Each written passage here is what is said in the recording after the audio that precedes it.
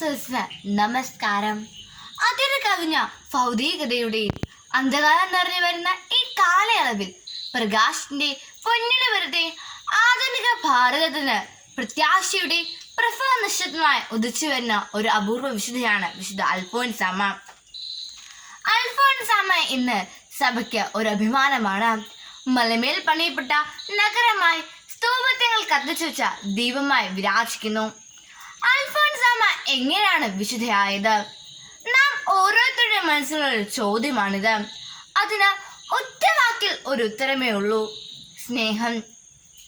ദൈവത്തെയും അയൽക്കാരെയും നിസ്വാർത്ഥയായി നിഷ്കളങ്കയായി അൽഫോൻസാമ്മ സ്നേഹിച്ചു. അതിരുകളില്ലാത്ത, അളവുകളില്ലാത്ത, കണക്ക് കൂട്ടലുകളില്ലാത്ത സ്നേഹം. ഉപദ്രവിക്കുന്നവരെ സ്നേഹിച്ചും ശപിക്കുന്നവരെ അനുഗ്രഹിച്ചും സുവിശേഷ സ്നേഹം സ്വജീവിതത്തിൽ പ്രകടമാക്കിയ ഒരു അസാധാരണ പ്രതിഭാശാലയായിരുന്നു അൽഫോൻസാമ്മ. സഹനത്തിന്റെ അർത്ഥവും ആഴവും മനസ്സിലാക്കിയ പ്രതിഭാശാലയായിരുന്നു ആ ധന്യാത്മാവ്. വിനയത്തിന്റെ മഹത്വം മനസ്സിലാക്കിയ വ്യക്തിയായിരുന്നു അൽഫോൻസാമ്മ. കടുകുമണിയെ പോലെ ചെറുതാകുവാനും ആരാലും അറിയപ്പെടാതെ ആരാലും പരിഗണിക്കപ്പെടാതിരിക്കുവാനും ആ ധന്യാത്മാവ് ശ്രമിച്ചിരുന്നു. വിനയത്തിന്റെ, സ്നേഹത്തിന്റെ, ക്ഷമയുടെ പുണ്യപരിമളം പരത്തിക്കൊണ്ട് ആ വിനീത മനസ്സ് ഇന്നും ജനഹൃദയങ്ങളിൽ ജീവിക്കുന്നു.